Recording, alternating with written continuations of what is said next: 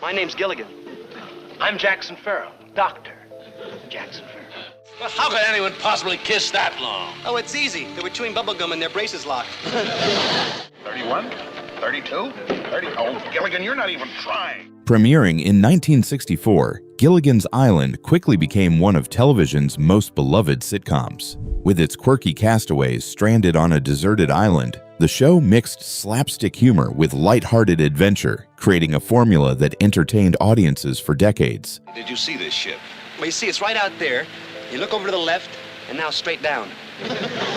Though it only ran for 3 seasons, reruns turned it into a cultural phenomenon, making Gilligan, the skipper, and the rest of the crew household names. But behind the coconut radios and bamboo huts, the making of Gilligan's Island was filled with surprising stories, unusual challenges, and unforgettable trivia. Here are 20 weird facts you didn't know about Gilligan's Island, 1964. Oh, what crazy costumes. Number 1. The pilot didn't air on TV until 1992. Although Gilligan's Island premiered in 1964, audiences never saw its original pilot episode, at least not during the show's actual run. The uncharted desert isle, I'd have seen it all, but I haven't, because no one has ever seen the original pilot of Gilligan's Island. The pilot, filmed in 1963, featured a very different setup, including a different theme song and even a few different cast members. For example, the Professor and Mary Ann weren't part of the original group of castaways, and the tone was slightly more serious. When CBS picked up the series, producers reshot much of it, refined the characters, and introduced the now famous catchy theme song. As a result, the pilot sat on the shelf for nearly 3 decades. Fans didn't finally get to see it until 1992, when it was broadcast as part of a TV special. By then, it was a nostalgic curiosity, offering viewers a glimpse of how the iconic sitcom almost looked before becoming a classic. I hate to judge this beauty contest because nobody'd win. Number 2. The pilot was filmed the same day JFK was shot. The production of Gilligan's Island began under historic and tragic circumstances. On November 22, 1963, the cast and crew were in Hawaii filming the pilot episode when news broke that President John F. Kennedy had been assassinated in Dallas.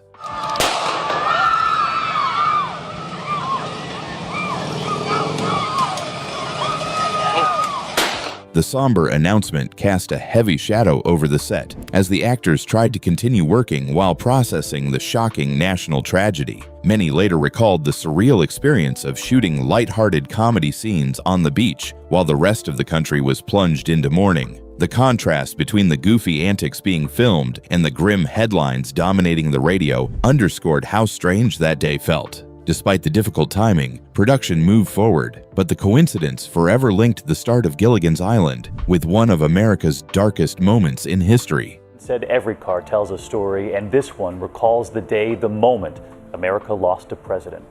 Number 3. The lagoon became a parking lot. One of the most recognizable sets on Gilligan's Island was the tropical lagoon where the castaways carried out many of their adventures. In reality, the lagoon wasn't on a remote island at all. It was built on the CBS Studio Center lot in Studio City, California. The man-made water feature was carefully designed with palm trees, sand, and a backdrop of painted skies to make it look convincing on camera. For years, it served as the heart of the show, fooling audiences into believing the cast was stranded far from civilization. But after the series ended and the set fell out of use, the lagoon was eventually drained and filled in. Today, the site has been paved over and converted into a parking lot, leaving little trace of the tropical backdrop that once defined the sitcom's look.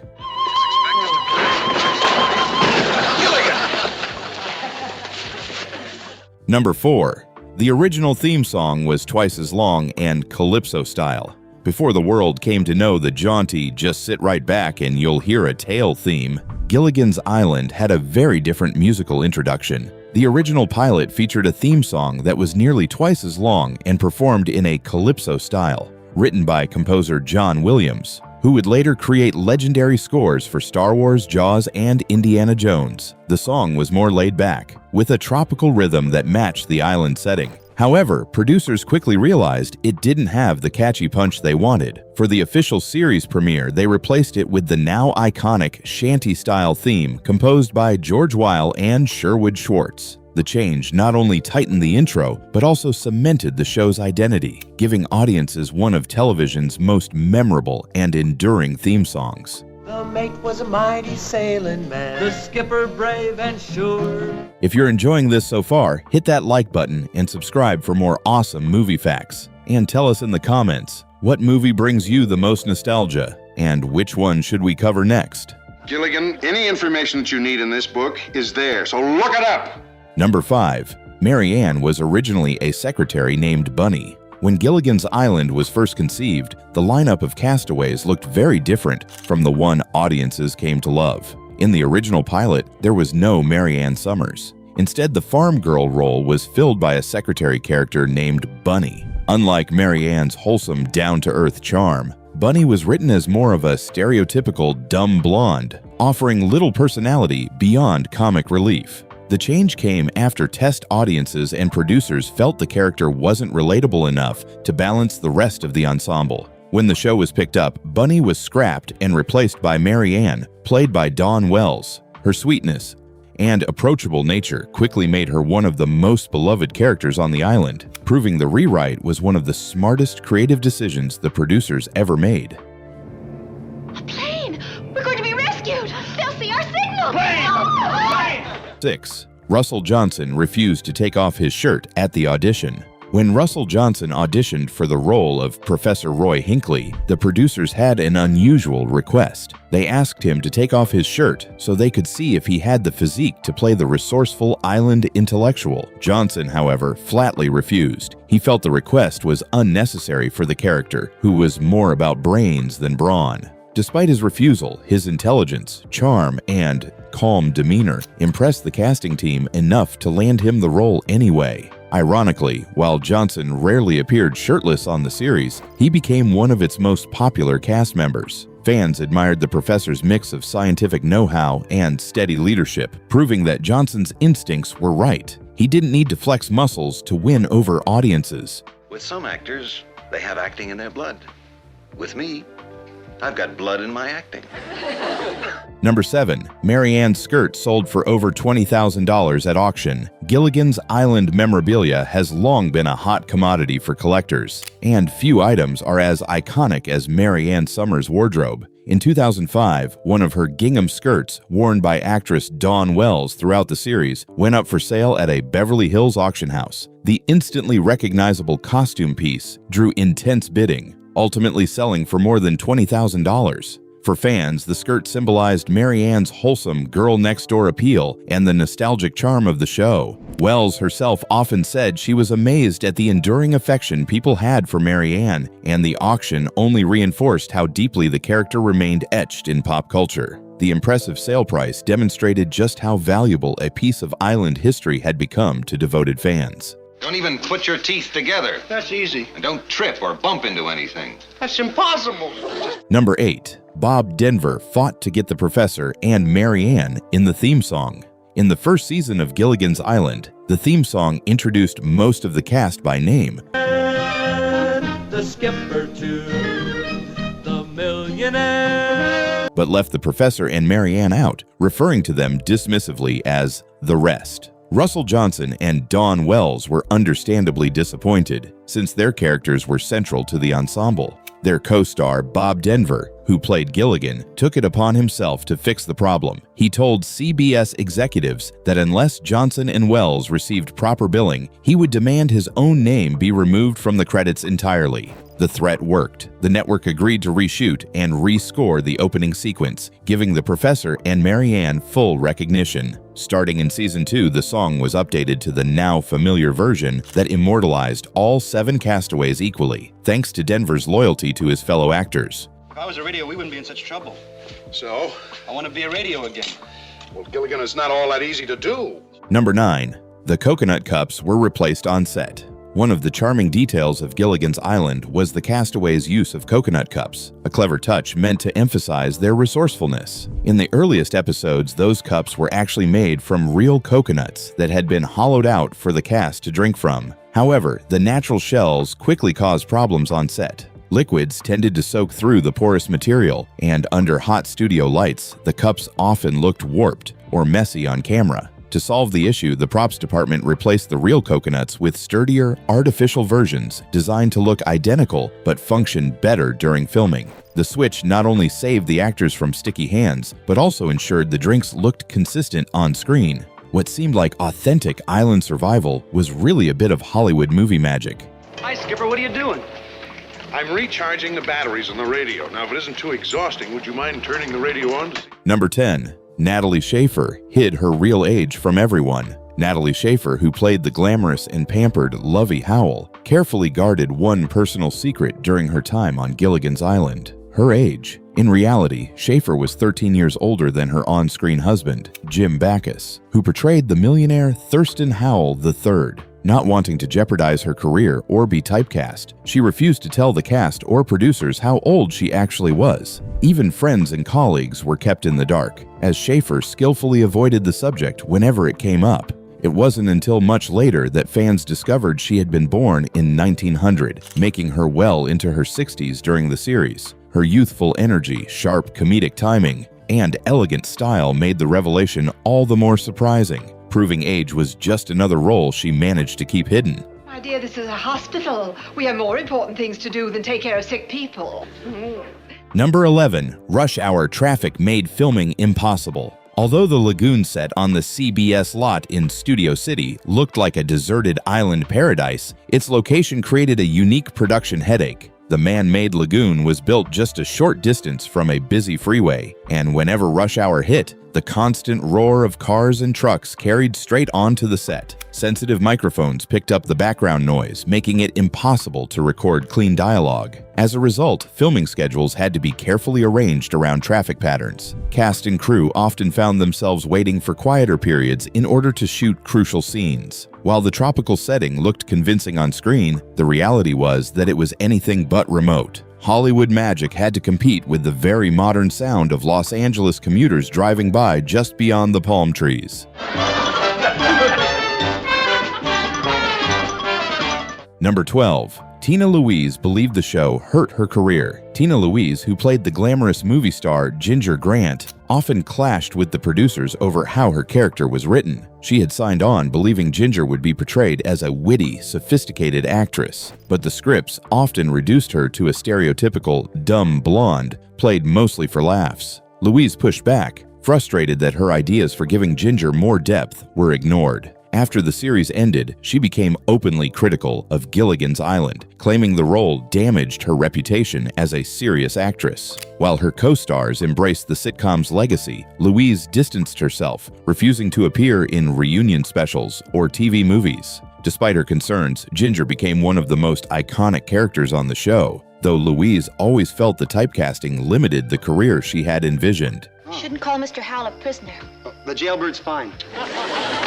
Number 13. The skipper's real name was rarely mentioned. While fans of Gilligan's Island know Alan Hale Jr. best as the lovable, blustery skipper, very few realize the character actually had a full name. Officially, he was Jonas Grumby, but that detail was almost never used on screen. In fact, across the show's entire 3-season run, the name was only spoken twice, once in the pilot episode and once in the radio broadcast that introduces the castaways' plight. After that, the writers stuck with the skipper, which felt catchier and fit the comedic tone better. Over time, the nickname became so iconic that many fans forgot the character had another name at all. Today, even diehard viewers sometimes get surprised when they come across the rarely used Jonas Grumby, proving how completely the skipper persona took over.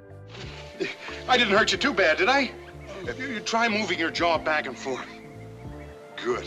Number 14. Dawn Wells was the only cast member to earn from syndication. When Gilligan's Island went off the air in 1967, no one could have predicted it would live on endlessly through reruns. The show became one of the most heavily syndicated series in television history, airing in dozens of countries and across multiple generations. But surprisingly, almost none of the cast saw any money from that success. The actors had signed contracts for flat salaries, with no residuals guaranteed once the series ended. The one exception was Dawn Wells, who played Mary Ann Summers. Thanks to her agent negotiating smarter terms, she received payments from the show's syndication, making her the only castaway to benefit financially from its decades-long afterlife. For the others, the popularity of reruns brought fame but no fortune, a fact many later admitted was one of their biggest career regrets. I'm kind of small, I don't need much. Marianne, there isn't any. Oh, isn't this amazing? I mean, here we've survived Number 15. Natalie Schafer did the pilot for a free trip to Hawaii. Natalie Schafer, who became beloved as the wealthy and pampered Eunice Lovey Howell, wasn't initially motivated by the promise of television fame. In fact, she agreed to appear in the Gilligan's Island pilot for a much simpler reason. It meant a free trip to Hawaii. At the time, filming the pilot on location in Honolulu seemed like a quick vacation, and Schafer admitted she thought the project was unlikely to last. She packed light, expecting nothing more than a short job and some sun. To her surprise, the show was picked up and became a cultural phenomenon, keeping her tied to the role for 3 seasons and decades of reruns. What began as a casual excuse to enjoy Hawaii turned into the defining part of her career, forever linking her to Lovey Howell. Put it on, darling. How do I look? Oh, it looks just perfect. Number 16. Alan Hale's wild journey to audition as the skipper. Alan Hale Jr. went to extreme lengths to land the role of the skipper. While working on another project in Utah, he received word that producers wanted him to audition for Gilligan's Island. Determined not to miss the chance, Hale rode a horse from the filming location to the nearest highway. From there, he hitchhiked until he reached an airport, then caught a flight to Hollywood just in time for his screen test. His dedication paid off. Hale won the role and went on to make the skipper one of television's most beloved characters. Gilligan, we must have a talk about the birds and the bees. What would Duke want with birds and bees? Some other time. Number 17. Alan Hale Jr. comforted a sick child as the skipper. Late in life, Alan Hale Jr. battled cancer, but he continued to embody the generous spirit of the skipper even off-screen. While in the hospital, he learned about a young boy down the hall who was also fighting cancer and who happened to be a devoted Gilligan's Island fan. Wanting to lift the child's spirits, Hale put on his skipper costume and personally visited the boy. The gesture left a lasting impression, showing how deeply Hale cared about his fans. Even while facing his own illness, he brought comfort and joy to someone who needed it most. Well, Mr. Howe is different. You know, those society fellas, they're kind of soft. Number 18. The cast prepared for a 4th season that never happened. By the end of its 3rd season, Gilligan's Island was performing well enough that the cast and crew were assured it would return for a 4th year. Many of the actors even purchased homes in Los Angeles, expecting steady work and paychecks to continue. But in a shocking move, CBS canceled the show at the last minute to keep the long-running Western drama Gunsmoke on the air. The decision blindsided the cast, who suddenly found themselves out of work despite the show's popularity. What seemed like a guaranteed future ended overnight, leaving them with only reruns for comfort. Number 19. Viewers asked the Coast Guard to rescue the castaways. During the 1960s, some viewers became so invested in Gilligan's Island that they forgot it was just a sitcom. The U.S. Coast Guard occasionally received letters from concerned fans urging them to rescue the stranded castaways. Believing the island and its residents were real, they treated the show like an actual distress call. While amusing to the producers, it highlighted just how convincing the tropical sets and storylines were to audiences at the time. Oh my gosh. Man overboard.